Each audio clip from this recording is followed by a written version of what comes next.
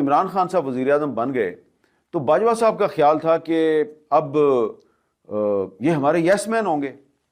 تو میں نے جب عمران خان صاحب وزیر اعظم بن گئے تو میں نے ایک کالم لکھا، عمران خان آپ کا یس مین نہیں ہوگا، اور وہ کالم بھی اس میں شامل ہے.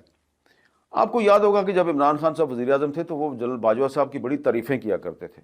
جب وہ ان کی تعریفیں کیا کرتے تھے نا تو ہم اس وقت پھر دل میں مسکرایا کرتے تھے، اور ببانگ دوہل اپنے ٹی وی پروگرام میں، اپنے کالموں میں میں یہ کہا کرتا تھا کہ یہ بات چلے گی نہیں، کیونکہ باجوہ صاحب جو ہیں وہ عمران خان سے کچھ ایسے کام کروانا چاہتے تھے جو کہ عمران خان کرنا نہیں چاہتے تھے. اچھا، اب کام تو یہ بہت سے تھے، لیکن اس میں میں آپ کو 2 یا 3 چیزیں بتاؤں گا.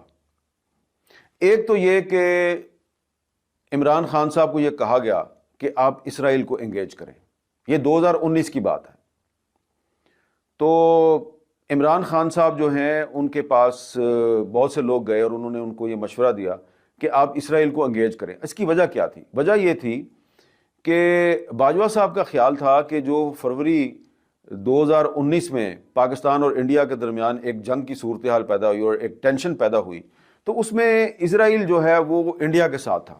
تو وہ ہمیں یہ کہتے تھے کہ جی ہم نے مفت میں انڈیا کو اسرائیل کی صورت میں ایک اتحادی دے دیا ہے، اور بہت سے عرب کنٹریز نے اسرائیل کو تسلیم کر لیا ہے، ہم تسلیم نہیں کرتے، تو پاکستان میں اس پہ ڈبیٹ ہونی چاہیے اور اسرائیل کو انگیج کرنے کی ضرورت ہے. اچھا، اسرائیل کو بیک چینل سے کافی سالوں سے انگیج کیا گیا ہے، لیکن عمران خان صاحب پہ کچھ زیادہ ہی دباؤ تھا کہ آپ اسرائیل کو انگیج کریں. اور ایک میٹنگ تھی پرائم منسٹر سیکریٹریٹ میں، اور اس میں بھی موجود تھا اور بھی کچھ لوگ موجود تھے. وہاں پہ عمران خان صاحب کو یہ مشورہ دیا گیا کہ آپ اسرائیل کو انگیج کریں.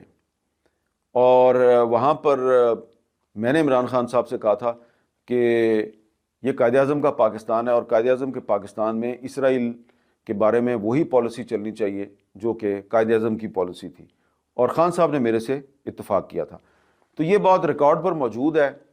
جب عمران خان وزیر اعظم تھے اس وقت میں نے یہ بات اپنے کالم میں لکھ دی تھی، اور بعد کے جو حالات و واقعات ہیں وہ کیا ہوئے وہ آپ کے سامنے ہیں. تو وہ جو ایک ہسٹری ہے اس کو میں نے اس کتاب میں ڈاکومنٹ کر دیا ہے. اور اس کتاب میں آپ کو یہ بھی پتہ چلے گا کہ مارچ 2019 میں وہ پاکستان کا پہلا صحافی تھا جس نے دنیا کو یہ خبردار کیا کہ جسٹس قاضی فائز عیسیٰ کے خلاف کوئی سازش چل رہی ہے، اور یہ سازش نہیں ہونی چاہیے. اور اس کے بعد پھر میں نے بار بار میں نے یہ خبردار کیا، 1 دفعہ نہیں، 2 دفعہ نہیں، 3-4 دفعہ میں نے کالم لکھ کے خبردار کیا کہ جو لوگ جسٹس قاضی فائز عیسیٰ کے خلاف ریفرنس دائر کرنا چاہتے ہیں وہ خود رسوا ہو جائیں گے. اور میں نے کالم لکھا تھا رسوائیوں سے ڈرتا ہوں، تو وہ بھی اس کتاب میں وہ کالم بھی موجود ہے. اور اس کے بعد پھر کیا کیا ہوا، کس طریقے سے جسٹس قاضی فائز عیسیٰ کے خلاف سازشیں کی گئیں.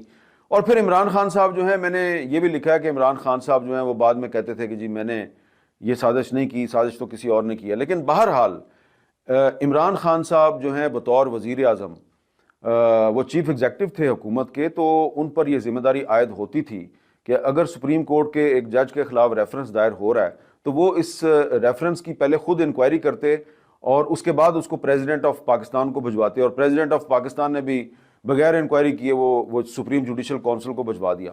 تو وہ جو سارے حالات و واقعات ہیں وہ بھی اس میں ڈاکومنٹ ہیں. پھر آپ کو اس میں یہ بھی پتہ چلے گا کہ 5 اگست 2019 کو جو بھارت نے مقبوضہ کشمیر کی خصوصی حیثیت کو ختم کیا، اس کا اسپیشل سٹیٹس جو ہے اس کو ختم کیا، انڈین کانسٹیٹیوشن سے 370 اور 35A کو نکالا. اس بات کی بھی میں 5 اگست 2019 سے پہلے میں وارننگ دیتا رہا کہ یہ ہونے والا، بلکہ یہ ایک اتفاق ہے کہ جس دن انڈیا نے 370 کو سسپینڈ کیا 5 اگست 2019، اس دن کے روزنامہ جنگ میں میرا کالم موجود تھا کہ کشمیر میں ہندوستان کی طرف سے کوئی بہت جارحانہ قدم اٹھانے کا فیصلہ ہو چکا ہے. اس کی وجہ یہ تھی کہ ہمیں رائٹ لیفٹ سے پتہ چل رہا تھا کہ کچھ ہونے والا ہے، لیکن جو ہمارے ارباب اختیار تھے ان کو پتہ نہیں تھا۔